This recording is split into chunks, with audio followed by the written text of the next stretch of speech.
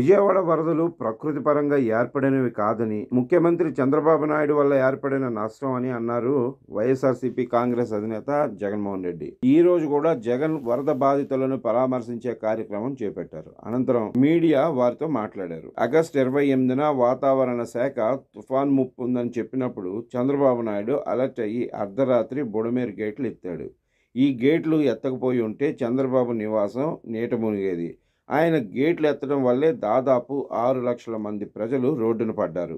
ఈ విషయాన్ని నేను చెప్పడం కాదు, ఆయన పాంప్లెట్ అయిన ఈనాడు పత్రికలోనే రాశారు. కావాలంటే జర్నలిస్ట్ సోదరులు ఒకసారి ఆ వార్త చదవండి.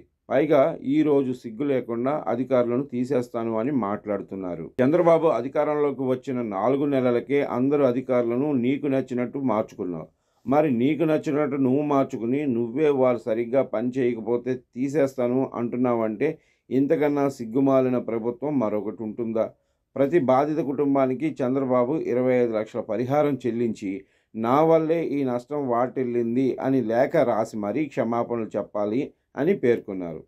జగన్ మాట్లాడుతుండగా ఒక విలేకరి, సార్ మీ వ్యాఖ్యల్లో లాజిక్ లేదని, అన్నీ అసత్యాలే అని చంద్రబాబు అంటున్నారు. దీనిపై మీ స్పందన ఏంటి అని అడిగాడు. దీనికి జగన్ బదులుగా నీ పేరేంటి అని అడిగి ఒక విలేకరి పేరు తెలుసుకుని మరి నువ్వు చెప్పన్న నా మాటల్లో ఇల్లాజికల్ ఏముంది, అసత్యాలు ఏమున్నాయి?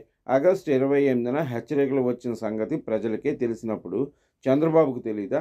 ముందుగానే కలెక్టర్లకు ఆదేశాలు జారీ చేయాలన్న విషయం తెలీదా?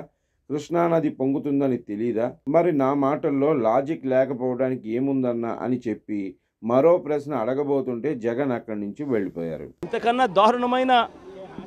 దారుణమైన వ్యక్తి ప్రపంచంలో ఎవడు ఉండడు. బుడమేరుకి కృష్ణానదికి అదే కరకట్ట పైన చంద్రబాబు ఇంటికి ఎలాంటి సంబంధం లేదు. జగన్ లాజిక్ లేకుండా మాట్లాడుతున్నారు. బుడమేరుకి చంద్రబాబు ఇంటికి బుడమేరు నుంచి బుడమేరు నది మీద ఆ రెగ్యులేటర్ పేరు వెలగలేరు రెగ్యులేటర్ ఉంది. బుడమేరు మీద వెలగలేరు రెగ్యులేటర్ ఉంది. వెలగలేరు రెగ్యులేటర్ మీద ఉన్న లాక్స్ అంటే గేట్లు ఎవడెత్తాడు? శనివారం అర్ధరాత్రి తర్వాత ఎవడెత్తాడు? ఎందుకు ఎత్తాడు?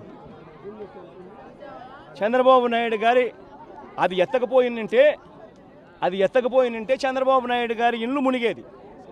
ఎందుకనంటే ఆ నీళ్లు ఇలా తిరుక్కుంటూ వెళ్ళి చంద్రబాబు నాయుడు గారి ఇంటి దగ్గరికి వెళ్ళేటివి, ఇల్లు చంద్రబాబు నాయుడు గారు మునిగేది. ఎందుకంటే అక్కడి నుంచి నీళ్లు డైవర్షన్ ఛానల్ ద్వారా పోలవరం కెనాల్లో పడి పోలవరం నుంచి కృష్ణానదిలో కలిసేది, ప్రకాశం బ్యారేజ్ దగ్గర కలిసేది. దానివల్ల చంద్రబాబు నాయుడు ఇంటి దగ్గర నీళ్లు పెరిగేటివి. కాబట్టి చంద్రబాబు నాయుడు ఇల్లు మునిగేది. ఆ రెగ్యులేటర్ గేట్లను, బుడమేరు మీద ఉన్న ఈ రెగ్యులేటర్ గేట్లను ఎత్తింది ఎవడు? ఎందుకు ఎత్తినాడు? అర్ధరాత్రి పూట హడావిడిగా ఎక్కడ చంద్రబాబు నాయుడు ఇల్లు ఇంకా మునిగిపోతుందేమని. అది ఎత్తడం వల్ల నీళ్ళు ఏం జరిగింది? ఆ గేట్ల నుంచి వచ్చే నీళ్లు నేరుగా ఎక్కడికి వెళ్తాయి? విజయవాడకే వస్తాయి. ఇది ఎక్స్ప్లెనేషన్ లాజిక్ లేని కామెంట్స్ గా కూడా వాళ్ళు చిత్రీకరణ. ఇది రూట్ సార్. మీరంతా విలేకరులు ఒకసారి డైరెక్ట్గా వెళ్ళి మీరు పోయి చూడండి. ఎందుకు ఈరోజు ఈనాడు పేపర్లో కూడా వచ్చినట్టుంది కదా, వాళ్ళ పాంఫ్లెట్ పేపర్, ఒకసారి ఈనాడు పేపర్ వాళ్ళ పాంఫ్లెట్ పేపర్ ఒకసారి నువ్వు కూడా ఒక్కసారి దయచేసి నీలో ఒక్క నిమిషం దయచేసి నువ్వు కూడా కాస్తో కూస్తో జర్నలిజంలో న్యాయం ధర్మం కొంచెం కొన్న పాటించి ఈనాడులో వచ్చిన ఆ పాంఫ్లెట్, ఈనాడు అంటే వాళ్ళ గజెట్ పేపర్ వచ్చిన ఆ వార్తను ఒక్కసారి దయచేసి, ఈరోజే వచ్చింది, దయచేసి ఆ వార్తను ఒక్కసారి మీ టీవీలలో కూడా అది పెట్టి ఒకసారి చూపించండి. వాళ్ళంతటా వాళ్ళే చెప్పారు గేట్లు పైకి ఎత్తడం జరిగింది. గేట్లు పైకి ఎత్తితే అనివార్య పరిస్థితుల వల్ల గేట్లు పైకి ఎత్తారంట. అనివార్య కారణాల వల్ల నీళ్లు విజయవాడకు వచ్చినాయంట. వాళ్ళు రాసిన మాటలే. దయచేసి ఏమాత్రం కూడా జర్నలిజంలో నిజాయితీ న్యాయం ఉంటే దయచేసి ఆ వార్త కూడా పెట్టమని అడుగుతాను.